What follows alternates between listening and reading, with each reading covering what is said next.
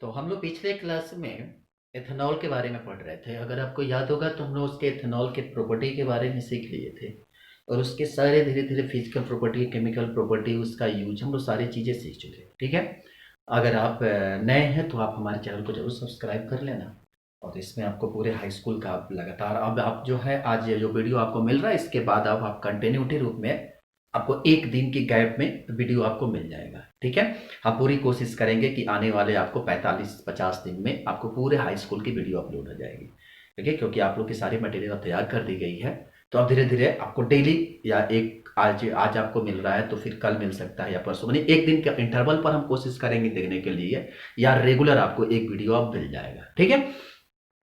तो आप अपने दोस्तों को भी आसानी से शेयर कर सकते हैं। तो आज हम लोग इसी चीज को शुरुआत करेंगे और आज हम इस चैप्टर के आखिरी पोर्शन पर खड़े हैं जिसका नाम है एथेनोइक एसिड। ठीक है। आज हम लोग इसके एथेनोइक एसिड के बारे में सीखेंगे और इसी का एथेनोइक एसिड का ही एक एग्जांपल हम लोग सीखते हैं, इसको हम लोग कहते हैं अपमार्जक के रूप में। वो अपमार्जक के रूप में जो यूज की जाती है वो साबुन का फॉर्मेशन कैसे की जाती है। जब आप देखते हो किस तरह से हमारे कपड़े जो गंदगी को कैसे साफ करते हैं, साबुन का काम क्या होता है, किस तरह से वो किसी भी जो मिसल्स पार्टिकल्स होते हैं उसको बाहर कैसे निकाला जाता है। देखिए वो ना, अब कई सारे आप डिटर्जेंट के प्रचार देखते हैं, पहले इस्तेमाल करें फिर विश्वास करें, या दाग लगने से कुछ अच्छे होते हैं तो दाग अच्छे हैं। तो ये जो 10 हाथों वाली शक्ति जो आप जितने भी चीजें आप क्या कहते हैं एडवर्टाइजमेंट में देखते हैं, इसकी क्या वजह होती है, किस तरह से काम करता है, इस चीज को आज हम लोग पूरे अच्छे तरीके से सीखेंगे। ठीक है। सबसे पहले अगर हम बात करें तो आज हम लोग सबसे पहले जो शुरुआत करेंगे वह है आपका, क्योंकि हमारे पास एथेनॉल के बारे में हम लोग तो सीख ही चुके हैं। ठीक है। अब आज हम लोग सीखना शुरू कर रहे हैं एसिटिक एसिड के बारे में। अगर हम आपको बात करें तो कह रहा है कि एथेनॉल को सामान्यतः जो हमारे पास जो चूंकि एथेनॉल हम लोग सीख चुके हैं। ठीक है। आज हम लोग बेटा जो सीखेंगे वो है आपका CH3COOH। ठीक। ये CH3COOH जो है इसको आगे चलकर, चूंकि कॉमन नाम जो है इसका, कॉमन नाम जो होता है वह एसिटिक एसिड होता है। क्या होता है इसका नाम? कॉमन नाम जो है वह एसिटिक एसिड है। ये इसका कॉमन नाम है। कौन सा नाम है? सामान्य नाम, कॉमन नाम। ठीक है। और इसी का इथेनोइक एसिड, इथेनोइक एसिड इसका IUPAC नाम है। ठीक है। हमारे सिलेबस में सिर्फ 2 कॉम्प्लेक्स के बारे में दिया गया है। एक दिया गया है CH3CH2OH, इसका नाम है आपका इथेनॉल। ठीक है। इथेनॉल के बारे में हम लोग पढ़ चुके हैं। ठीक।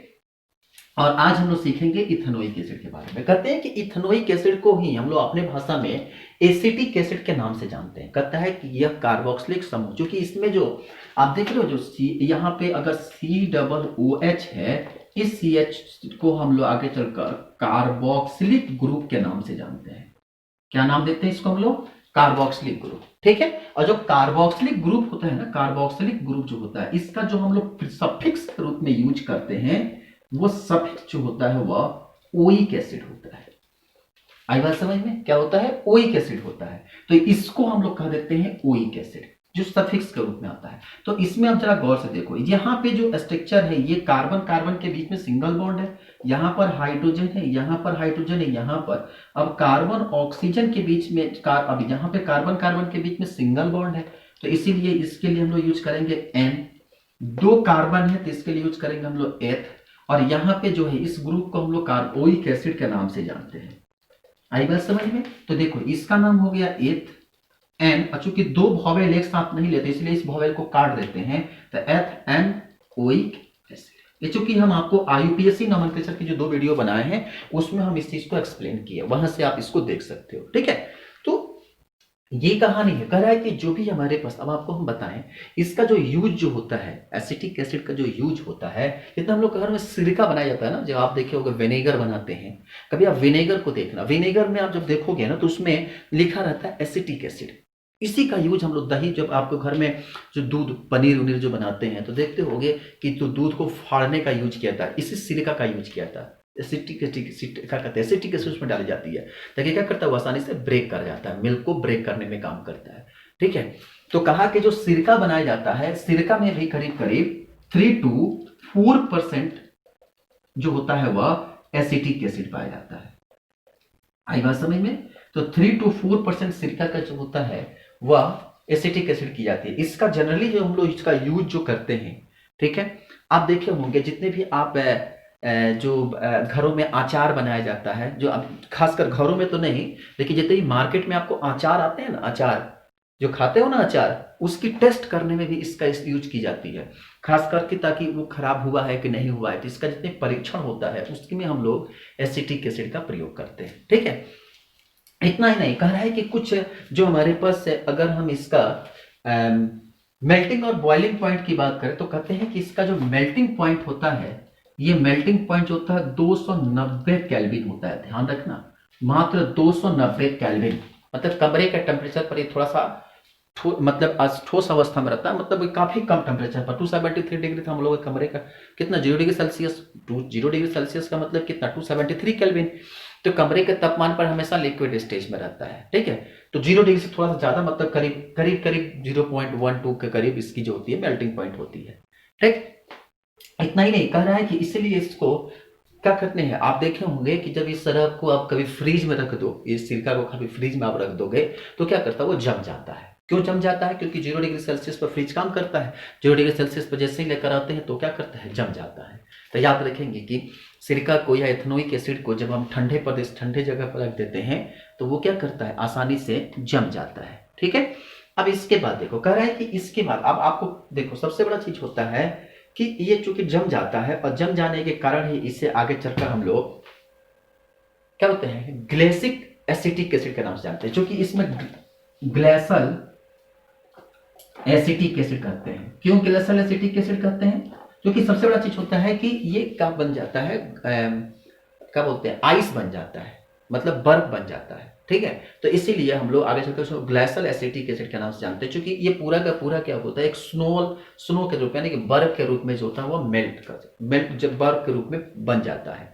ठीक है, इसीलिए आगे चलकर, चूंकि अब इससे पूछा जाता है कि कौन से ऐसे एसिड हम लोग ग्लेशियल एसिटिक एसिड कहते हैं, तो आप इसे याद रखना कि ग्लेशियल एसिड किसे कहा जाता है, तो इस चीज को याद रखना कि एसिटिक एसिड को हम लोग ग्लेशियल एसिड के नाम से जानते हैं। क्यों?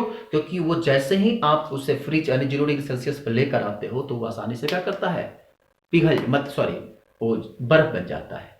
ठीक है, तो अब इसके बाद देखो, कह रहा है कि जब हमारे पास जब कार्बोक्सिलिक एसिड को सबसे बड़ा चीज क्या होता है कि इसमें सबसे अधिकतम, मतलब कि ये जो कि COOH ग्रुप होने के चलते क्या करता है कि इसमें थोड़ी सी एसिडिक होती है, और एसिडिक होने के कारण सबसे मजेदार आपको बताएं कि कार्बोक्सिलिक एसिड जो होता है वो एक स्ट्रॉन्ग एसिड के रूप में नहीं काम करता है, एक तरह से ये एक वीक एसिड के रूप में काम करता है, एक दुर्बल अम्ल होता है।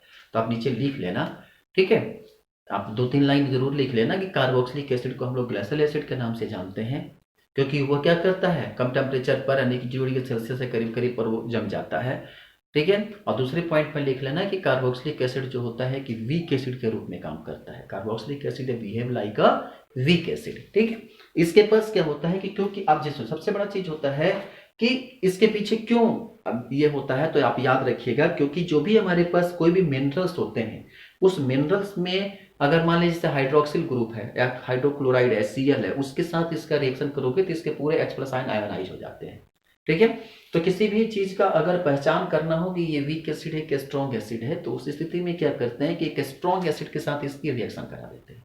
क्या कराते हैं, एक स्ट्रॉन्ग एसिड के साथ इसकी रिएक्शन करा देते हैं। स्ट्रॉन्ग एसिड के साथ जैसे ही रिएक्शन कराते हैं तो पुनः वो अपना दोबारा क्या करता है, वापस लौट करा जाता है। कैसे, आपको हम समझाते हैं, पहचान कैसे करते हैं कि ये एक वीक एसिड है कि स्ट्रॉन्ग एसिड है। ठीक है, इसके लिए हम क्या करते हैं कि सबसे सिंपल तरीका अपनाते हैं।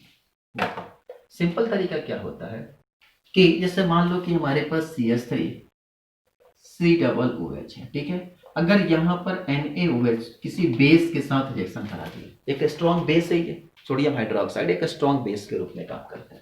यहां से क्या होगा कि ये माइनस में और ये प्लस में टूटेगा, यहां से प्लस और ये माइनस में टूटेगा, ये इसके साथ मिलेगा और ये इसके साथ मिलेगा, तो बनेगा CH3COONA और साथ में बनेगा H2O। आई बात समझ में? अब जैसे ही हमारे पास ये CH3COONA बना, अगर इसका रिएक्शन एक हाइड्रोक्लोरिक, अब यहाँ पर ये एक स्ट्रॉन्ग एसिड के रूप में काम किया। ठीक है, अब जैसे इसके साथ इसका रिएक्शन कराओगे तो ये माइनस और ये प्लस और ये क्या माइनस, यहां से इसके साथ मिलकर ये बना लेता है NaCl, और इसके साथ मिलकर बना लेता है CH3COOH।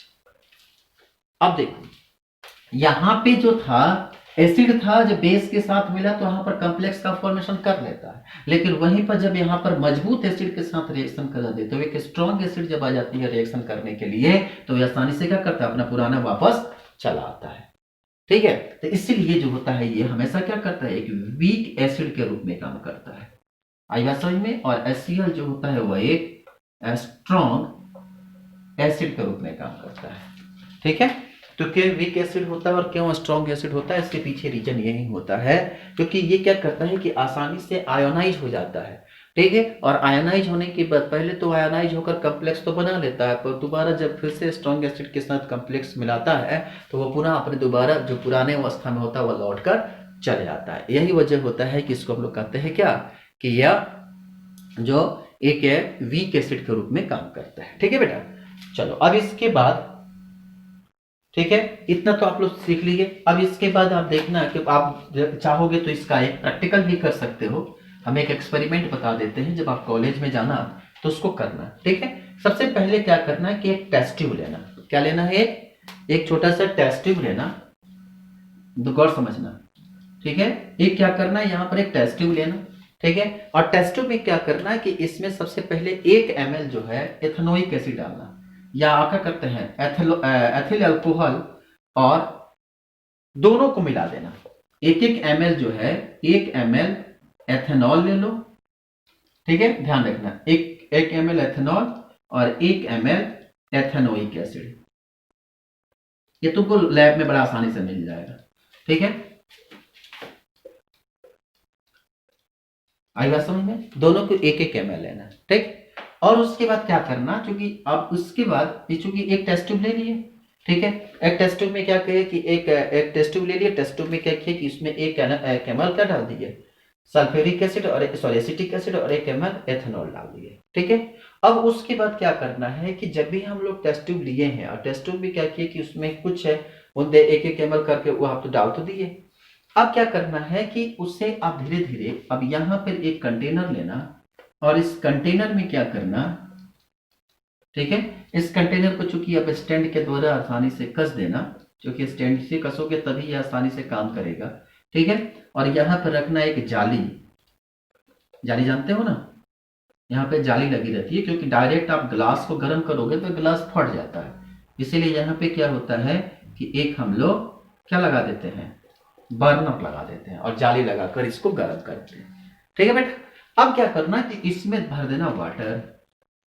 क्या भरना है इसमें, जल भरना है। ठीक है, आई बात समझ में। अब जल भर के क्या करना है कि इसको आपको हीट करना है। अब समझना, अब इसे क्या करना कि इसको हीट करना। ठीक, और हीट करने के बाद फिर देख के बताना। अब उसको हीट करते जाना, हीट करते जाना, और उसके बाद क्या करना है कि हीट करना, और हीट करने के बाद क्या करना है, जब ये हीट हो जाएगा, क्योंकि ये पूरा का पूरा इससे पानी भरा हुआ है, अब क्या करना है कि इस टेस्ट ट्यूब को बाहर निकालना, और टेस्ट ट्यूब को बाहर निकालकर ये जिसमें जो एसिड है ना, ये इस एसिड को इस पानी में डाल देना। क्या करना, पहले तो पानी के साथ इसको हीट करना है। ठीक है, और हीट करना, उसके बाद क्या करना कि इसको निकाल कर उसको पानी में डाल देना। ठीक है बेटा, अब उसको पानी में डाल देना, और पानी में डालकर फिर बताना कि इसके अंदर कौन कौन सी आपको क्या देखने को मिला, उसका कलर क्या हुआ, उसमें क्या परिवर्तन हुआ, उसकी महक कैसी है, ये सब चीजें आपको कॉलेज में जैसे आपकी स्कूल खुलती है तो आप इसको जरूर करिएगा, जो कि बड़ा इंपॉर्टेंट चीज है।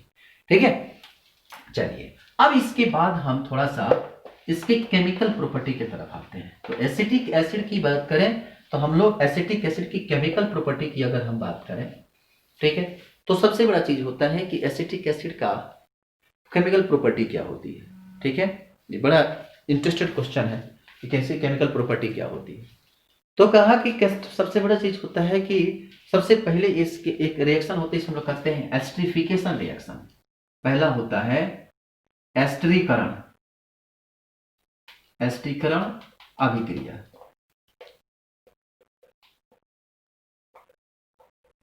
ठीक है, बोलते हैं इसको हम लोग एस्टरीफिकेशन रिएक्शन। एस्टरिफिकेशन का मतलब क्या है, यहां पे देख रहे हो, एस्टरिफिकेशन मतलब होता है एस्टर। एस्टर जो है, आपको याद होगा कि एस्टर की जो फॉर्मेशन होती है बेटा, ईथर, दो टर्म होता है, एक होता है इसको लोग कहते हैं ईथर और एक होता है एस्टर। गौर समझना, अगर यहाँ पे कोई एल्किल ग्रुप है और एल्किल ग्रुप पर यहाँ पे कार्बन और ऑक्सीजन, यहाँ पर एक और एल्किल ग्रुप लग गया, तो इसको हम लोग कहते हैं ईस्टर। और यहीं पर COO और R है। मतलब ध्यान समझना कि अगर स्ट्रक्चर में कार्बन ऑक्सीजन के साथ इस तरह के स्ट्रक्चर है तो उसको लोग कहते हैं ईस्टर। ध्यान रखना, दोनों तरफ यहां पर एक एल्किल ग्रुप लगे होने चाहिए। एल्किल ग्रुप समझते हो ना, या तो CH2 CH3 मैंने कार्बन का कोई ग्रुप होना चाहिए, इसको कहते हैं हम लोग ईस्टर। लेकिन अगर दिए गए स्ट्रक्चर में दोनों तरफ मतलब कि कार्बन के स्ट्रक्चर पे सिर्फ एक ऑक्सीजन है, ठीक है, इसको हम लोग कहते हैं ईथर। बहुत कंफ्यूजन होता है ईथर और ईस्टर में, ठीक है, तो इसे हम लोग कहते हैं ईथर और इसे कहते हैं हम लोग ईस्टर। क्लियर हो गया? तो ये होता है। अब ये जो हमको फॉर्मेशन करना है, इसको हम लोग कहते हैं एस्टरिफिकेशन। कैसे करते हैं एस्टरिफिकेशन? ठीक है, तो कहते हैं कि जो भी हमारे पास ये कॉम्प्लेक्स हमको मिलता है। अब एक बार हमसे बच्चा पूछा कि सर ये बताइए कि हम लोग ईस्टर का मतलब कि हम लोग कार्बोक्सिलिक एसिड का, एसिटिक एसिड का फॉर्मेशन कैसे करते हैं? तो बड़ा आसान होता है। कहते हैं कि जो हमारे पास एथेनॉल होता है, CH3CH2OH, ठीक है, इसका हम लोग अगर हाइड्रोलिसिस करा दें, H+ आयन के प्रेजेंस में हाइड्रोलिसिस करा देते हैं, ठीक है, तो यहां से डिहाइड्रेशन होता है, तो ये होता है CH3, ये CH3 है, ये कार्बन हाइड्रोजन है और ये आपका ऑक्सीजन है, ठीक है। यहां पे क्या करते हैं हम लोग कि हाइड्रोलिसिस कराते हैं, ऑक्सीजन के प्रेजेंस में रिएक्शन कराते हैं, ठीक। यहां से ऑक्सीजन के प्रेजेंस में हाइड्रोलिसिस कराते हैं तो यहां का जो हाइड्रोजन जो होता है वह रिप्लेस होता है और ऑक्सीजन आकर यहां पर अटैच्ड हो जाता है, तो हमारे पास बन जाता है एसिटिक एसिड। ये बड़ा आसान है, ठीक है। तो हम लोग फॉर्मेशन की बात कर रहे थे कि एसिटिक एसिड ईस्टर का फॉर्मेशन कैसे होता है, ठीक है। तो कहते हैं कि जो ईस्टर होता है, एस्टरिफिकेशन रिएक्शन आप लिखना चाहो तो लिख लो कि एस्टर मुख्य रूप से अम्ल एवं अल्कोहल के अभिक्रिया से निर्माण होता है। अम्ल एवं अल्कोहल की अभिक्रिया से निर्माण होता है। एथेनोइक अम्ल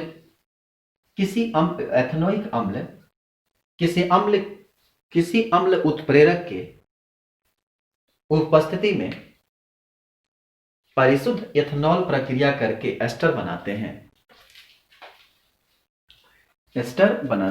लिखो, esterification is mainly complete in presence of acetic catalyst. When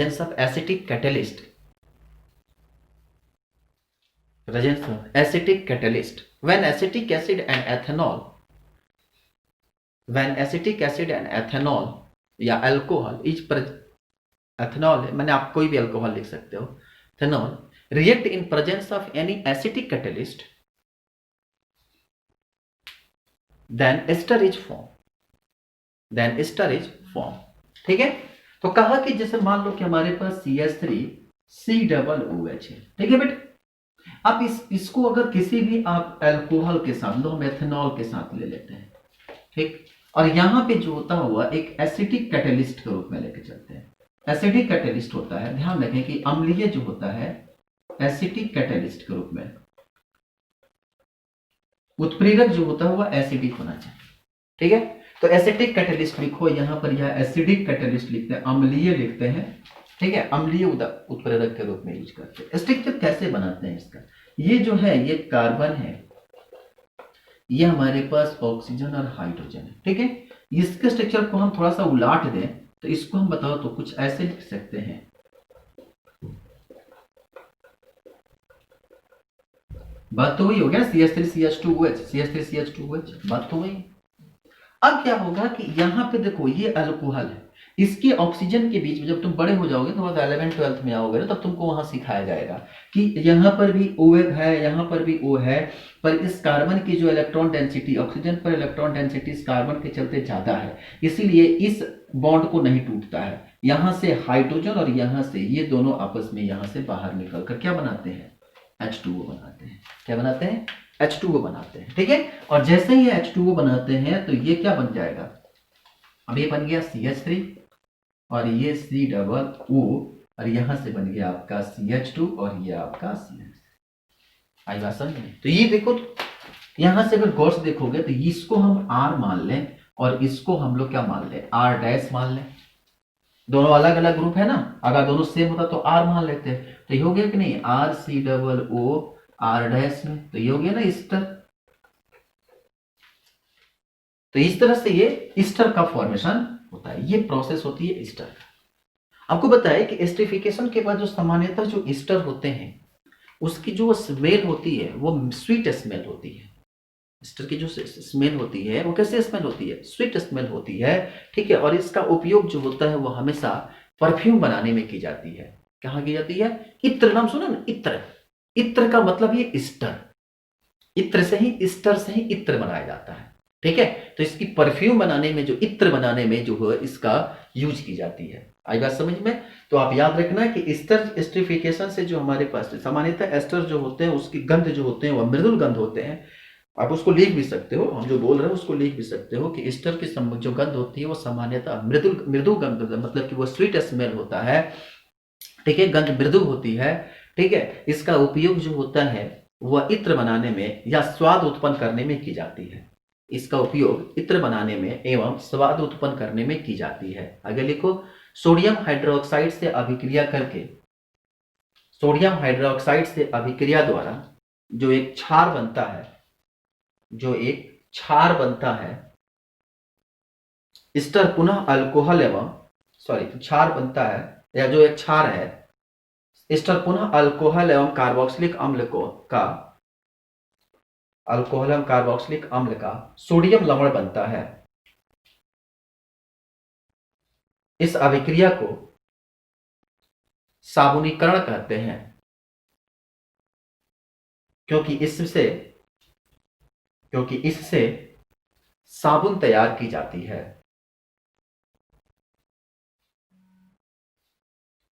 साबुन दीर्घ श्रृंखला वाले कार्बोक्सिलिक अम्लों के लवण होते हैं।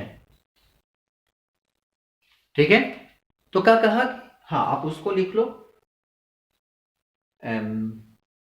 क्या लिखे आप लोग, ester is generally sweet in smell, which use in formation of इत्र, perfume, or for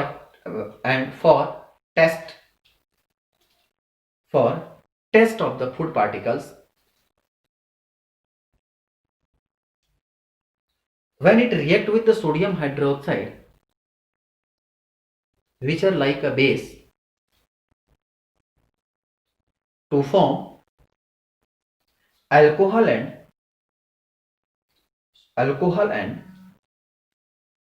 and salt of sodium carbonate. This reaction is known as soapinization. This reaction is known as soapification, which are used the formation of soap or detergent.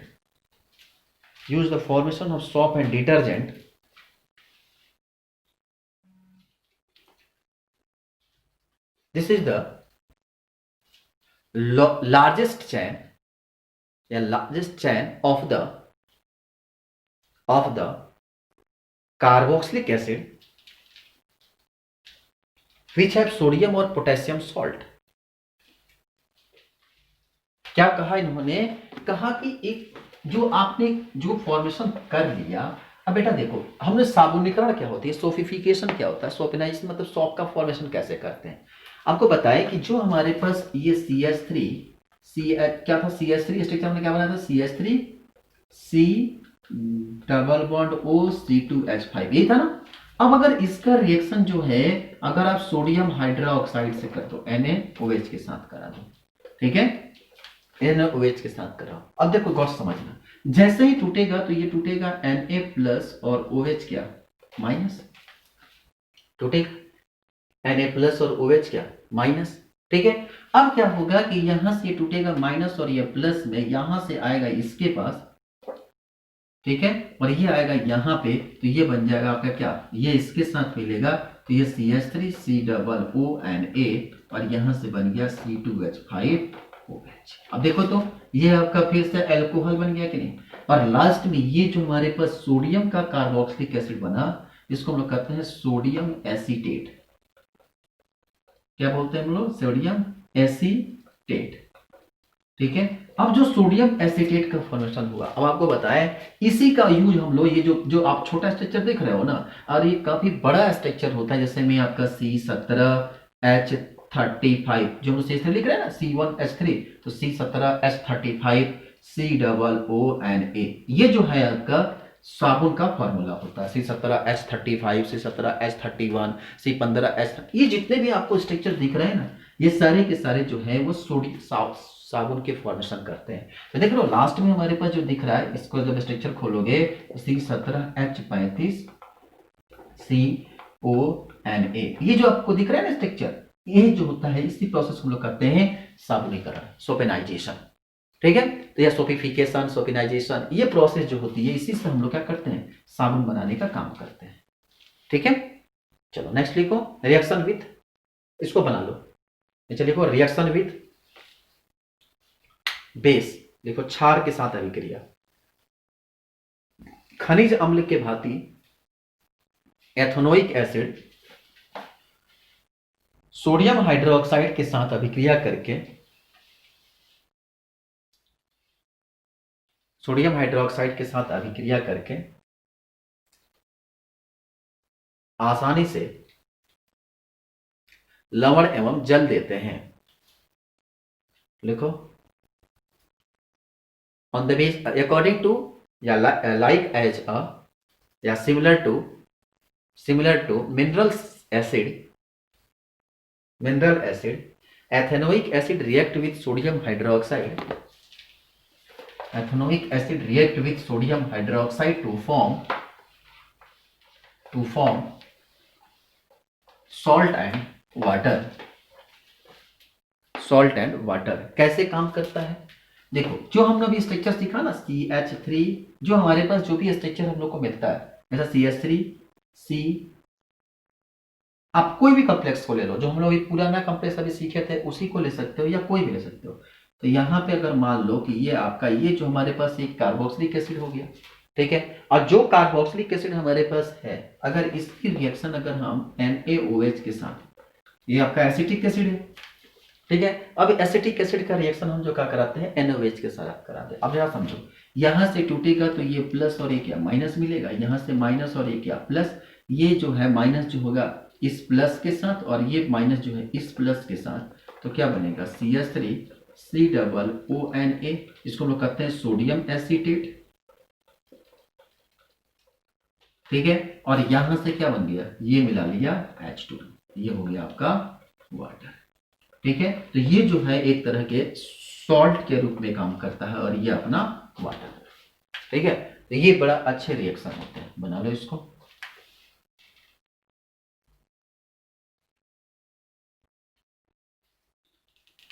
आई बात समझ में। चलो अब यहां तक तो हम लोग सीख लिए।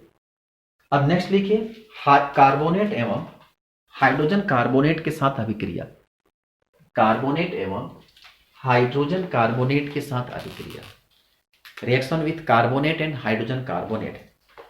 लिखिए, एथेनोइक अम्ल कार्बोनेट एवं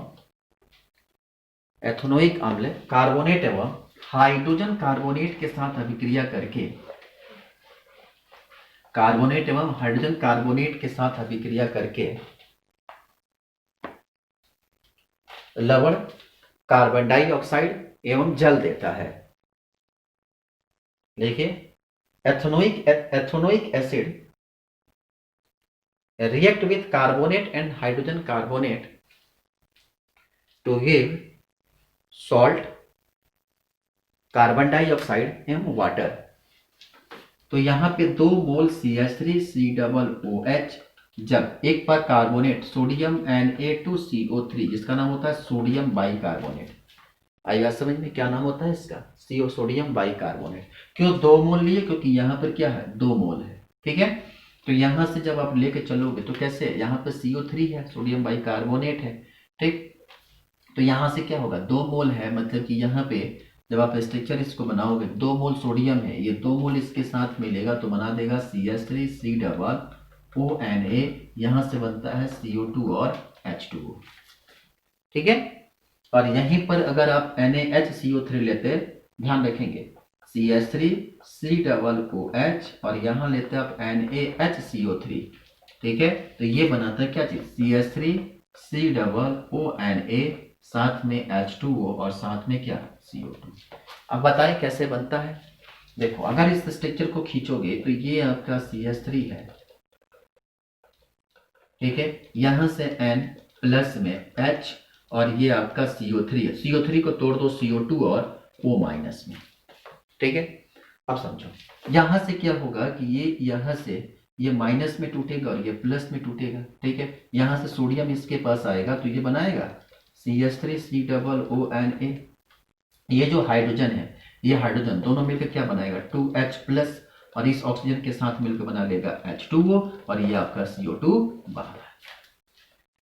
ठीक है, तो ये होता है प्रोसेस। आप लोगों को प्रोसेस बहुत ज्यादा नहीं याद रखना है, आप लोग को रिएक्शन ज्यादा याद रखना है, क्योंकि आपके लेवल में सिर्फ रिएक्शन सीखना है। प्रोसेस सीखने के काम जब आप 11th क्लास में आओगे ना, तो वहां आपको हम पूरी प्रोसेस सिखाएंगे, वहां पर पूरा मैकेनिज्म सिखाया जाता है। आई बात समझ में? आप देखो, अब आपको बताएं सबसे मजेदार बात क्या होता है कि जब आप कोई भी कॉम्प्लेक्स आप देखते हो, ठीक है, तो हमने सीधी सी बात कहा कि अगर आप मान लीजिए कि हमने कभी कभी आप घरों में कपड़ा वपड़ा धोते हो ना, कपड़ा वपड़ा धोते ही होगे आप कभी कभी, तो कपड़ा जब धोते हो तो कहते हैं कि जब भी हमारे पास आप देखोगे तो कपड़े की जो गंदगियां आपको देखने को मिलती है, ठीक है, वो जनरली गंदगियां जो होती हैं वह बड़े अजीब तरीके से होती है। ठीक है, जो हम लोग पढ़ने जा रहे हैं डिटर्जेंट के बारे में, हेडिंग डाल लो साबुन और अपमार्जक। ठीक है, साबुन और अपमार्जक यानी डिटर्जेंट। डिटर्जेंट के बारे में अगर हम लोग सीखें तो किस तरह से हम लोग काम करता है, बड़ा शॉर्ट तरीका है, क्योंकि आप जब बड़े 11th-12th में आओगे तो वहां आपको बहुत डिटेल सीखना है। ठीक है, हम यहाँ आपको केवल शॉर्ट तरीके से आपको समझा देते हैं, उसको आप अपनी भाषा में लिख लेना। ठीक, हम यहाँ नोट्स थोड़ा नहीं बना पाएंगे, पर हाँ उसको हम समझा इतने अच्छे तरीके से देंगे ताकि आप आसानी से क्या करोगे, उसको समझ सकते हो। ठीक है, देखो कैसे काम करता है। कहा कि इसमें जो होता है एक बड़ा सा श्रृंखला होता है, एक कम्प्लेक्स होता है।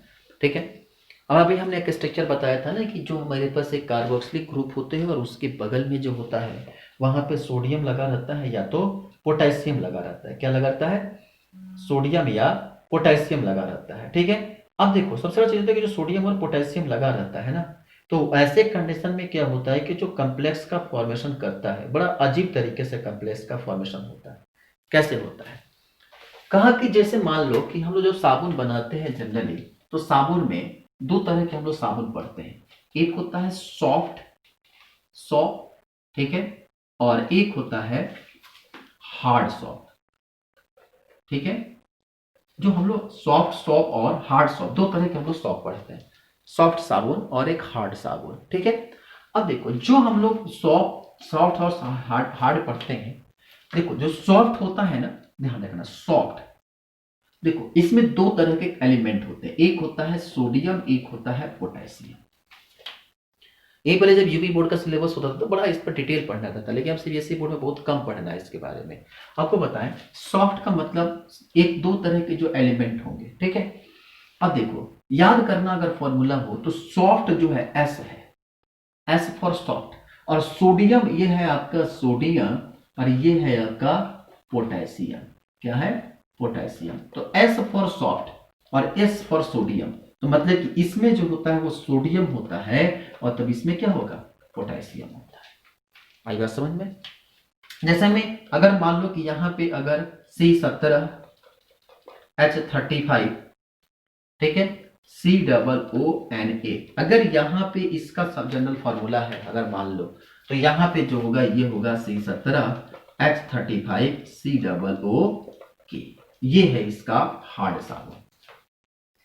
ठीक है, तो यहां पर एक तरफ तो हमारे पास जो एसिटिक ग्रुप है, लास्ट में क्या आपका पोटेशियम है। तो यहां पे क्या है कि एक तरफ के कॉम्प्लेक्स है और यहां पे क्या है, सोडियम है। तो आपको बताएं कि ये दो सोडियम और जो पोटेशियम जो होते हैं ना, ये जो कि आयनाइज फॉर्म में पाए जाते हैं, Na+ या पोटेशियम प्लस में होता है। तो ये जो होते हैं एक तरह का हेड का फॉर्मेशन करते हैं। आपको बताएं इस तरह से ये कॉम्प्लेक्स का फॉर्मेशन करते हैं। जनरली जो कॉम्प्लेक्स होता है वो बड़ा कॉम्प्लेक्स होता है। ठीक है, आएगा सर। स्ट्रक्चर क्या है, बहुत बड़ा स्ट्रक्चर है। तो ये जो इसका हेड होता है ना, ये यहां पर पाया जाता है। या तो ये सोडियम होगा और नहीं तो क्या होगा, ये अगर हम अपने कपड़ा, अपने शरीर धोने वाला डिटॉल साबुन, लाइफ बॉय या लक्स, इसकी अगर हम बात करें तो इसके लिए हम लोग यहाँ पे यूज करते हैं। तो ये इसका क्या होता है, जो इसका हेड वाला पोर्शन होता है ना, ये होता है। आई बात समझ में। और जो उसका टेल होता है यहां पर वह इकट्ठा होता है। ठीक, अब काम बड़ा अच्छा करता है। किस तरह से काम करता है आपको बताते हैं। तेल जो होता है वो पानी में इनसॉल्युबल होता है। क्या होता है, इनसॉल्युबल होता है। आप कभी एक चीज को देखना, बड़ा गौर से आपको बता रहे हैं। जब कपड़ा आप कचारने के लिए जब पानी में डाल देते हो, जब गंदा कपड़ा को साबुन में जब सरफ डालकर उसको पूरे झाग बनाते हो, और झाग बना के जब कपड़े को डाल देते हो, तो जब आधे घंटे के बाद देखोगे ना, तो पानी के ऊपर जो है गंदगी पदार्थ जो होती है वो तैरती हुई मिलती है। देखियो, मतलब जो तैरती हुई चीज है, मतलब वो जो गंदगी पदार्थ है वो तैर रही है, पानी में घुल क्यों नहीं गई। कभी गौर से देखना, ये क्या करती है, तैरती रहती है पानी के ऊपर, सरफेस पर। क्यों तैरती है, क्योंकि जो गंदगी होती है ना, वो जनरली जो होती है वो तैलीय पदार्थ होती है। किस तरीके पदार्थ आपको बताते हैं, हमारे बॉडी में जो होता है वो मेलानिन पाया जाता है। ठीक है, मेलानिन जो होता है वो फैट होता है, और मेलानिन फैट जो होता है वो ऑयली पदार्थ होता है। ठीक है, इसी फैट जो गंदगी निकलती है तो हमारे कपड़े जो होते हैं वो गंदे होते हैं। जो धूलकण से जो गंदे होते हैं ना, धूलकण से कपड़े हमारे जो गंदे होते हैं ना, वो अलग हो, तो उसको तो पानी से डालेंगे धो जाएगा। आप जब मम्मी देखना, मम्मी जो कपड़ा धोती हैं तो खास करके हमारे कॉलर को धोती हैं, खास करके हमारे बाह को धोती हैं, जो कांख यहाँ पे जो इस ज्यादातर पार्ट गंदे ज्यादा होते हैं। क्यों, क्योंकि वो क्या होता है कि हमारे शरीर के अंदर से जो तैलीय पदार्थ निकलते हैं ना, मेलानिन जो हमारे बॉडी में पाया जाता है वो निकलता है, तो उसके चलते हमारे कॉलर गंदे हो जाते हैं। तो वो क्या है, हमारे बॉडी का अपना मेलानिन है, वो जो होता है वो ऑयली पदार्थ होता है। ठीक है, अब वो ऑयली पदार्थ जब होता है तो ऑयल जो होता है वो पानी में इनसॉल्युबल होता है। कैसे क्या होता है, इनसॉल्युबल होता है। ठीक है, और वो क्या करता है कि जब वो कपड़े पर आता है तो वो उसके ऊपर चिपक जाता है। अब ये डिटर्जेंट जो जाता है, अब ये जो हेड दिख रहा है ना, ये पानी में जो होता है वो सॉल्युबल होता है, ये ऊपर, इसको हम लोग कहते हैं वाटर लविंग। आई बात समझ में।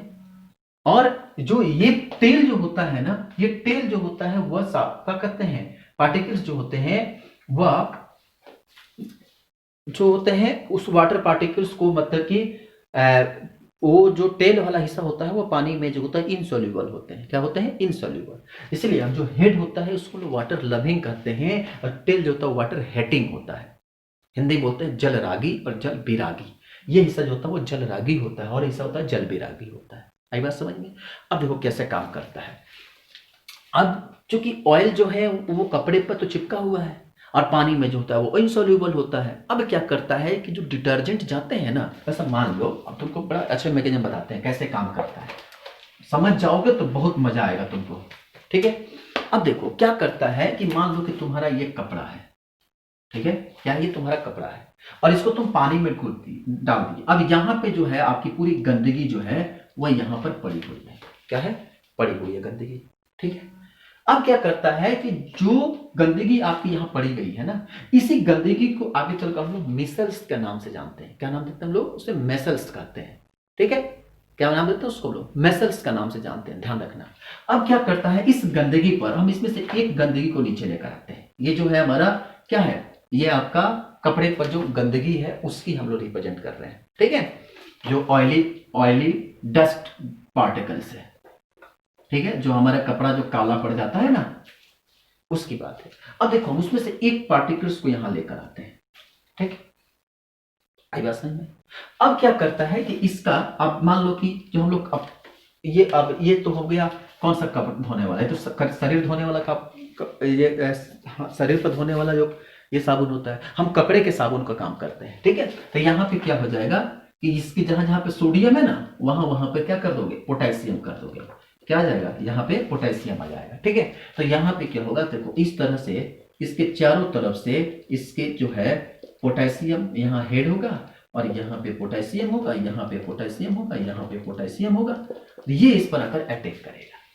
अब इसको क्या करेगा कि इधर कब्जा जमा लेगा चारों तरफ से। क्यों? क्योंकि ये जो है ऑयल भी है, वो जल विरोधी है, पानी को टच करता नहीं है, पानी से नफरत करता है, और इसका टेल भी जो है वो पानी से नफरत करता है। दो दोस्त आपस में मिल गए। अब वो दो दोस्त क्या करते हैं, इसको आपस में जाकर कब्जा घेर लेते हैं। साबुन के जो टेल होते हैं ना, उस साबुन के टेल उस गंदगी को चारों तरफ से कवर कर लेते हैं। क्या कर लेते हैं, कवर कर लेते हैं, ठीक है। और जैसे ही कवर कर लेते, तो कवर करके उसको बैठ जाते हैं। आएगा समझ में, बैठ गए। अब उसके बाद क्या होगा, जो बैठ गए, अब ये जो बैठ गए ना, अब इनको क्या करेंगे, इनको कहेंगे कि अब तुम हमारे साथ चलो। अब देखो इसी को हम लोग कहते हैं क्या चीज, जो गंदगी है उसको क्या बोलते हैं, बताया ना, मिसल्स का नाम से जानते हैं। क्या नाम देते हैं उसको लोग, मिसल्स कहते हैं, ठीक है। अब जैसे ही क्या करते हैं, इसको कब्जा किए रहते हैं। और जब हम लोग साफ कपड़ा को, जब चूरी शुरू में, आप कभी सोचे हो ना कि सर हम लोग कपड़ा को पहले क्यों पानी में भिगो देते हैं। इसके पीछे रीजन यही होता है कि साबुन में हम लोग सरफ डाल के पहले पानी में भिगो देते हैं। क्यों? ताकि जहां जहां गंदगी है ना, वहां वहां पे सरफ जो है वो पहले से जाकर वहां पर उसकी गंदगी को पकड़ के बैठा है। क्या करना है, पकड़ के बैठा है कि आज इसको छोड़ेंगे नहीं, ठीक है। आई बात समझ में। और उसके बाद क्या करते हैं कि हम निकालते हैं उसको बाहर, और बाहर निकाल के, और उसके ऊपर, अब देखो सोने पर सुहागा, तो उस पर थोड़ा सा साबुन लगाते हैं, और उसके बाद एक ब्रश लेते हैं, उसका मारते हैं फटाक से। कभी इस चीज को, कपड़ा कल धोना ना, वीडियो देखने के बाद कल कपड़ा धोना, धो के फिर हमसे बताना कि जो जो हम कह रहे हैं वो सही है कि नहीं। तो देखना, जैसे ही आपको ये कपड़ा है, ठीक है, मान लो ये कपड़ा है, और इसके ऊपर एक बार साबुन लगाए, ठीक है, और एक बार ब्रश मारे, ठीक है। और एक काम करना, अगर ब्रश नहीं भी मारे, साबुन लगाए या ब्रश नहीं भी मारे, कोई दिक्कत, इस अपने हाथ से लेकर इसको ऐसे कपड़े को दबाकर ऐसे खींचना, तो देखोगे नीचे से कई सारे गंदगी पार्टिकल्स बाहर निकलते हैं। क्योंकि यहाँ पे जो है इसको पकड़ के बैठा हुआ है। अब कोई चाहिए इसको धक्का मारने वाला, ये पकड़ता, यहाँ पर हम क्या करते हैं, यहाँ हाथ रखते हैं, ऐसे धक्का मारते हैं, निकल जाता है बाहर। तो हो जाता है, वहां से गंदगी क्या होती है, बाहर निकल जाती है। नहीं समझ में आए तो आपको हम बता रहे हैं। अपने जब नहाते हैं हम, कभी 10 दिन 15-20 दिन के बाद, ठंडी के दिन आ गए, उसमें 15-20 दिन के बाद जब नहाते हैं, तो देखोगे जब हम साबुन लगाते हैं, तो फर्स्ट टाइम जब साबुन लगाते हैं तो हमारे शरीर में जो होती है वो गाज नहीं निकलता है, ठीक है, वो काफी मैल टाइप का निकलता है। अब बाल जब शैम्पू लगाते हो तो काफी मैल टाइप का निकलता है, पूरा अच्छे तरीके से उसमें तो गाज नहीं निकलता, फेनाता नहीं अच्छे तरीके से। लेकिन वहीं जब आप दूसरी बार साबुन लगाते हो तो क्या होता है, अब हाँ एक चीज और, पहली बार तो साबुन लगा लिए, अभी रुको, उसके बाद दूसरी बार चलते हैं। लगा के जब साबुन लगा दोगे तो कोई फर्क नहीं पड़ेगा, लेकिन जब उसे लगा कर और क्या करोगे, इसको ऐसे ऐसे जब मालिश करते देखते हो, उसमें से बड़ी अजीब एक तरह से गंदगी बाहर निकलती है, निकलती है कि नहीं, वो आपकी पूरी कमाई बाहर निकलना शुरू हो जाती है। क्यों? क्योंकि जो ये जो है ना, ये गंदगी हमारे शरीर पर जो चिपका हुआ है, ये वाला हिस्सा इस साबुन का तेल जाकर तुरंत उसको पकड़ लेता है। पकड़ लिया, नहीं कि खाली हमेशा साबुन लगा लिए तो हमारा गंदगी साफ हो गया, ऐसा नहीं। साबुन लगा के उसको क्या करते हैं, ऐसे मलते हैं। क्यों? ताकि जो हमारी गंदगी है वो उसके ऊपर चिपकी हुई है, उससे आसानी से बाहर निकल जाएगी। तो ये जो होती है, इस तरह की पूरी कहानी होती है। ये जो गंदगी हमारे पास, कई बार हमारे एग्जाम पूछाता है कि मिसल्स किसे कहते हैं, तो मिसल्स में एकदम हमारी सीधी सी बात होती है कि मिसल्स वो होता है जो हमारे पास जो डस्ट पार्टिकल, ऑयल पार्टिकल्स होते हैं, जो कपड़े पर या शरीर पर जो गंदगी के रूप में होते हैं, उसे हम लोग मिसल्स का नाम से जानते हैं, ठीक है। काम कैसे किया आपको पता चल गया ना। हाँ, दूसरी बार जब हम लोग साबुन लगाते हैं तो देखते हो आराम से गांच निकलता है। क्यों? क्योंकि हमारे पास गंदगी अब रहती ही नहीं है। जब गंदगी नहीं रहती है तो आसानी से हमारा क्या करता है, पूरा शरीर एकदम बिल्कुल मस्त रहता है, ठीक है। तो इस तरह से जो होते हैं ये पार्टिकल्स जो हैं काम करते हैं, ठीक है। साबुन हो गया, मिसल्स पार्टिकल जो होते हैं वो क्लोराइड के रूप में, मिसल्स का बेलियन जो होता है वो खास करके क्लोराइड के रूप में प्रकट होता है। तो मिसल्स जो होते हैं वो क्या करते हैं, तैलीय पार्टिकल्स को बाहर यानी कि जो आप समझ सकते हो कि जो साबुन के तैलीय पार्टिकल्स के जो सेंटर होते हैं, चाहे तो जो इकट्ठा रहते हैं जो सेंटर पे, जिसको क्या करता है, साबुन का जो तेल होता है उसको घेर कर रखा रहता है, उसी को हम लोग क्या करते हैं, मिसल्स के नाम से जानते हैं, ठीक है। तो आप इस चीज को हमेशा याद रखिएगा। आई बात समझ में। इसको हम लोग आसानी से क्या कर सकते हैं, हटा सकते हैं, सेपरेट कर सकते हैं। अगर ज़्यादा आपको लिखना होगा ना बेटा, तो एनसीईआरटी का पेज नंबर 84 या शायद हिंदी मीडियम वालों के लिए 84 है, उसमें हम इसी लगभग जो चैप्टर का लास्ट में एक पीले रंग के कवर में लिखा हुआ है, ठीक है, उसको आप लिख सकते हो चाहो तो। किस तरह साबलीकरण का प्रोसेस होता है हम लिखवाएंगे तो आप वही बात हो जाएगी, ठीक है, तो उसको आप वहाँ से लिख लेना, ठीक। इस तरह से ये चैप्टर आपकी पूरी खत्म हो गई, ठीक है। और आपको जो भी दिक्कत होगा आप हमको बताइएगा, आप हमको जरूर बताइएगा कि हाँ सर यह दिक्कत हुई। हम अगले जो क्लास होगा उसमें हम लोग शुरू करेंगे तत्वों का वर्गीकरण, क्लासिफिकेशन ऑफ एलिमेंट। केमिस्ट्री का एक और चैप्टर है वो, ठीक है, क्लासिफिकेशन ऑफ एलिमेंट। उसके बाद हम लोग आगे शुरू करेंगे क्या, बायोलॉजी की बात, ठीक है। तो केमिस्ट्री की एक और चैप्टर है, हम उम्मीद करते हैं कि आपको कल या परसों आपको एक वीडियो आपको जरूर मिल जाएगी, ठीक है। कैसा लगा आप हमें कमेंट बॉक्स में जरूर बताइएगा। Thank you so much.